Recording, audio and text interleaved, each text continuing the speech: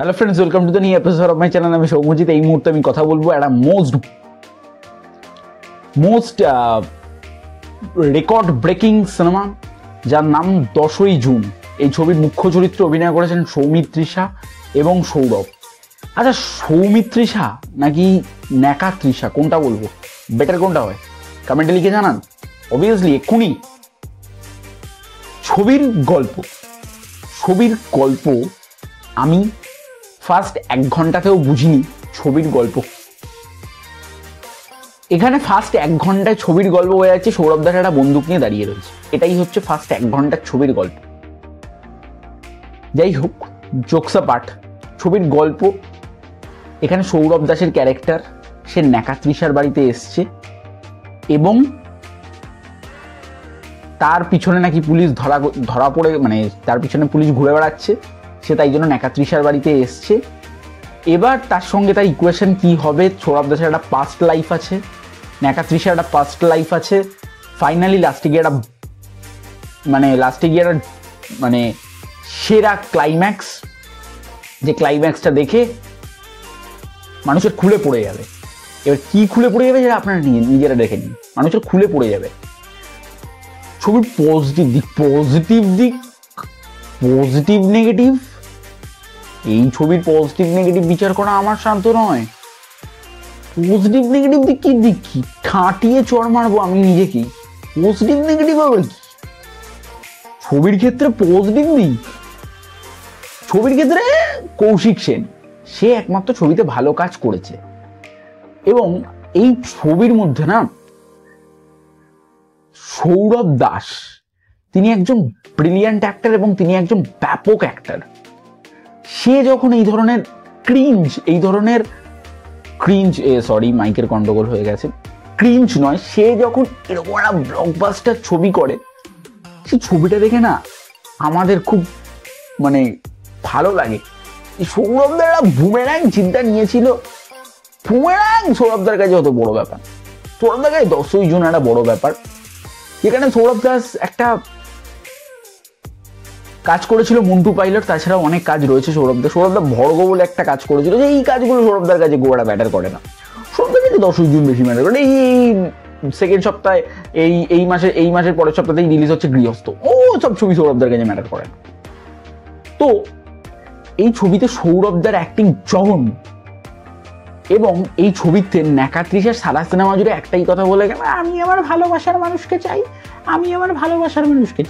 তুমি আমার লুকিয়ে লুকিয়ে ড্রেস পরা দেখছো, তুমি আমার লুকিয়ে লুকিয়ে গন্ডগোল।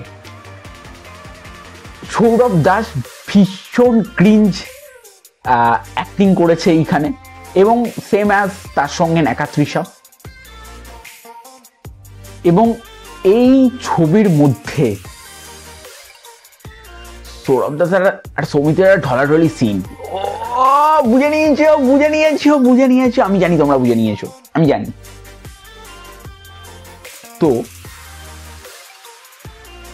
এই ছবির নেগেটিভ দিক আর কিছু, মানে কারণ সবটাই নেগেটিভ। এই ছবির মধ্যে গান, সেই মনে হচ্ছে, সেই লিটারালি বলছি, মা কালীর দিব্যি বলছি, ছবিতে একটা গান রয়েছে, কি কেন যে তুই নাকি, একটা বালের মতো একটা গান রয়েছে, ওই গানটা ঈশান মিত্র গেয়েছে।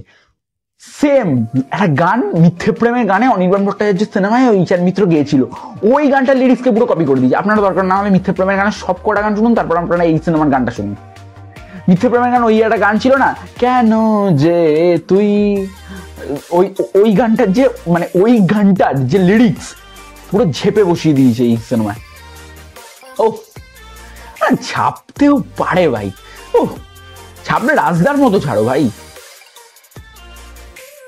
তো এইবারে এই ছবির যে স্ক্রিন প্লে এবং ডিরেকশন, মানে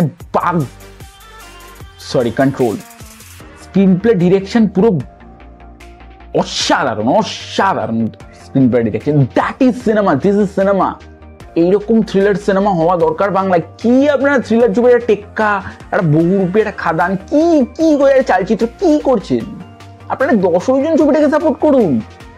আজকে আমি দেখেছি পুরো হাউসফুল, এত হাউসফুল হয়ে গেছে যে আমি আর 10টা লোক ছাড়াও, তার মধ্যে রয়েছে মশা মাছি, মাছি নয়, মশা মাছি সিনেমা হলে থাকে না, ইঁদুর বাঁদর সাপ কোপ সবাই দেখছে সিনেমাটা।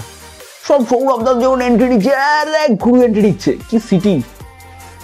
এই ছবিটাকে সাপোর্ট করুন প্লিজ। আর এই ছবিটা আমার জন্য কোনো রেটিং নেই, শুধু কৌশিক সেনের জন্য 5/5, আর কোনো রেটিং নেই। ছবিটার রেটিং কিন্তু 5/5 নয়, কৌশিক সেনের অভিনয়ের 5/5। তবে এবার যদি সত্যি কথা যদি বলি, তাহলে একদম কমেডি থেকে বেরিয়ে এসে যদি বলি, সিনেমাটা একটা রদ্দানো মার্কা সিনেমা। সিনেমার মধ্যে একটা খুব ক্রিঞ্জ সিনেমা। সিনেমাটার মধ্যে কোনো পজিটিভ দিক, কোনো নেগেটিভ দিক নেই। এবং এই ছবিতে একটাই পজিটিভ পয়েন্ট, এখানে কৌশিক সেনের কাজ শুধুমাত্র ভালো। এবং তাছাড়াও এখানে আরো দুজন যে অ্যাক্টর অ্যাক্ট্রেস অভিনয় করেছেন, তাদের কাজ এখানে খুব একটা ভালো নয়, বা খুব একটা কেন, তাদের কাজ একদম ভালোই নয়। এবং এই ছবির ডিরেকশন এবং স্ক্রিন প্লে, সেই স্ক্রিন প্লে ডিরেকশনের কোনো মা মাসি সমস্ত এক করে দিয়েছে।